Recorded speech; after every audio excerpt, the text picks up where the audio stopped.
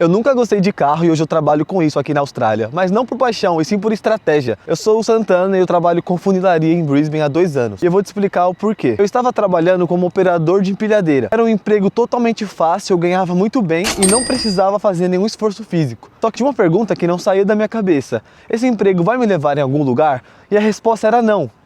Por conta que minha intenção aqui na Austrália nunca foi apenas trabalhar. Eu quero buscar a residência e a cidadania australiana. Então a gente desde cedo precisa de estratégia para poder seguir esse caminho. Só que eu estava me sentindo perdido, eu não sabia o que fazer. E foi aí que eu decidi procurar ajuda. Eu contratei um advogado de imigração para me ajudar a trilhar um caminho aqui na Austrália. O que eu tenho que fazer para conseguir ser residente? Conversei com esse advogado e ele me deu uma lista de empregos elegíveis para se tornar residente. E o advogado ele me explicou que eu iria precisar estudar e trabalhar na mesma área. Então nessa lista de profissões elegíveis estava cozinheiro, carpinteiro, pintor, marceneiro, vidraceiro, gesseiro. Geralmente as profissões operacionais, elas são elegíveis para visto, eletricista e por aí adiante. E eu entrei num dilema, eu iria começar em uma nova carreira sem nenhuma experiência prévia e sequer interesse na atividade, apenas por conta de residência. E eu escolhi uma profissão dessa lista que eu nunca tive nenhuma experiência, que eu nunca pesquisei, não tinha nenhuma relação. E eu vou te contar como foi quando eu bati na porta da primeira funilaria. Então a sequência foi assim. Eu comecei a estudar funilaria, saí do emprego fácil que eu estava e comecei a procurar emprego. Eu entrei em um grupo que se chama Funileiros em Queensland, que seria funileiros aqui do estado onde eu moro. Eu fiz uma publicação honesta, falando que eu não tinha experiência, estava procurando uma vaga. E um cara comentou, ele listou 10 empresas em Brisbane. E eu peguei essas 10, juntei mais 10 que eu achei no Google e eu peguei um dia para visitar todas essas 20 funilarias. Fui em uma a uma entregando meu currículo pessoalmente. Eu ia até a funilaria, pedia para conversar com o gerente e fazia a entrevista normalmente. E foi assim que eu consegui o meu primeiro emprego na área automotiva. Não foi nenhuma sorte, foi volume. Eu fiz isso acontecer. Eu saí do sofá e saí entregando currículo. Depois da entrevista, a gente conversando, ele falou, você buscou a sua vaga, você fez por merecer. Você saiu do sofá e veio até aqui, você conquistou isso. E isso tem um peso muito grande para mim. Fui o único brasileiro da empresa por muito tempo. Eu consegui ter todo esse apoio de uma empresa que tem apenas australianos e outros imigrantes. Eu consegui um emprego, mas meu primeiro dia lá dentro me mostrou que eu não fazia ideia do buraco que eu tinha cavado. Eu comecei nessa área absolutamente do zero. Tinha ferramenta que eu não sabia o nome nem em português, imagina em inglês. Hoje em dia tem ferramenta que eu conheço o nome dela em inglês, mas eu não sei em português. Tudo que eu sei, eu aprendi dentro do trabalho. Literalmente, eu me tornei aprendiz de funileiro e foi uma empresa que eles pegavam na minha mão e me ensinavam a fazer. Não tinha habilidade com ferramentas, tudo do zero. E pelo aprendizado da escola eu não consegui obter nada. Foi um ensino em vão, porque a escola não tem estrutura boa de ensino, era apenas pelo certificado. Então não acha que você vai estudar na Austrália e você vai ter um ensino de qualidade. Às vezes você vai ir para uma escola que não é boa, você vai apenas pagar para ter o certificado, que foi o meu caso. Deus me abençoou muito que eu consegui encontrar essa empresa no qual eles me deram essa oportunidade de aprender do zero. Mais de 1 ano eu fui o único brasileiro na empresa e foi a melhor escola de inglês que eu tive, porque não tive escapatória. Era toda hora inglês, eu tinha que aprender as habilidades de funilaria em inglês, eu tinha que tirar dúvida em inglês, era inglês toda hora. Eu trabalho das 6 até as 4, então não tinha escapatória nenhuma. Mas por outro lado, o início foi muito cansativo por conta que o nosso cérebro ele não foi feito para multitarefa. E eu estava aprendendo as coisas em inglês e tinha que fazer a prática. Então, toda hora eu tinha que tirar dúvida, toda hora eu tinha que raciocinar. É um trabalho que faz você pensar, não é apenas algo robótico, automático. Você tem que parar, você tem que pensar e analisar e resolver um problema. Então é por isso que eu ressalto que essa empresa, eles foram muito importantes para mim nesse todo o processo, porque eu aprendo muito com eles. E as pessoas lá, além de colegas de trabalho, eles viraram meus amigos. São pessoas que eu frequento a casa e eles também frequentam a minha casa.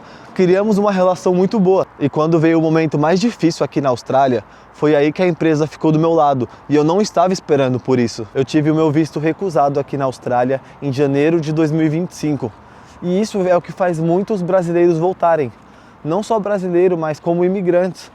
Por conta que você tem todo um planejamento e a recusa de visto, ela mexe com a sua estrutura.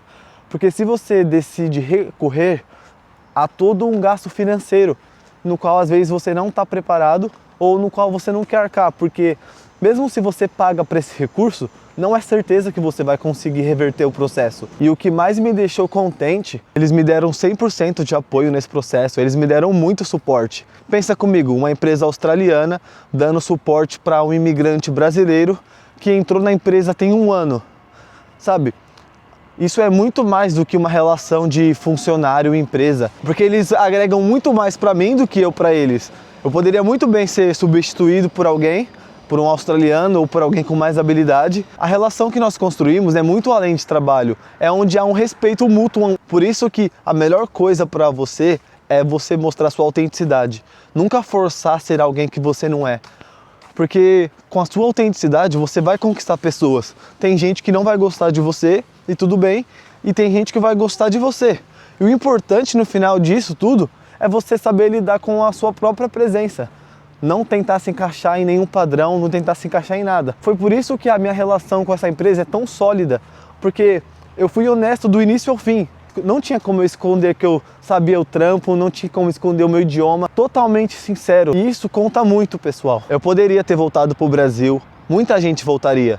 Mas o que eu aprendi nesse processo e me fez continuar aqui na Austrália é o que eu quero deixar para vocês aqui antes de fechar esse vídeo. Eu sou uma pessoa muito realista que às vezes faço o que não quero pensando no longo prazo, porque eu sei que isso é necessário. Eu saí de um emprego estável, confortável, para algo totalmente incerto. Eu não vou falar para vocês que foi uma decisão fácil, porque não foi. Eu não queria trabalhar com funilaria, não queria pagar 30 mil dólares em um curso pelo qual eu não sabia nada, para começar algo do zero. É totalmente um risco. Mas o que é o longo prazo que eu pensei? A residência. Eu tenho que passar por esse processo. Eu tenho que passar por esse processo, porque eu vou aprender muito. E se tudo der certo, se Deus abençoar mais ainda, eu vou chegar no meu resultado. Às vezes pode soar fácil essas decisões, mas foram decisões que custam muito dinheiro. É um risco muito grande a ser tomado. Eu poderia ter continuado no emprego fácil, ganhando bem, juntado dinheiro e ido viajar para outro lugar do mundo ou voltado para o Brasil com grana, mas já foge do meu propósito. Eu quero a residência australiana.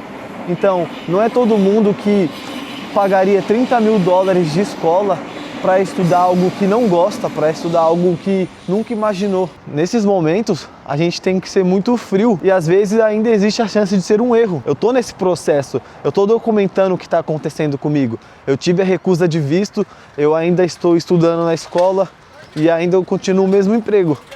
Mas eu tô fazendo o que eu tenho que ser feito, eu tô entregando o meu melhor para isso. Eu não aprendi a amar a funilaria de cara, mas eu aprendi a amar o processo. Então, tudo isso que eu tô fazendo agora está me nutrindo para me tornar uma pessoa mais evoluída, uma pessoa com mais inteligência emocional. Porque quando eu conquistar o meu objetivo, quando eu conquistar a residência australiana, atingir minha liberdade financeira, eu vou dar cada valor para esse investimento. E uma coisa é você já nascer com patrimônio, já nascer rico.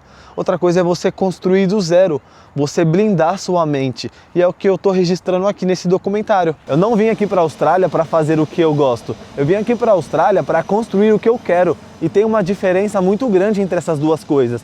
E eu quero saber de você, Você já fez alguma coisa que não queria, mas você sabia que precisava? Deixa aí nos comentários que eu vou estar respondendo todo mundo.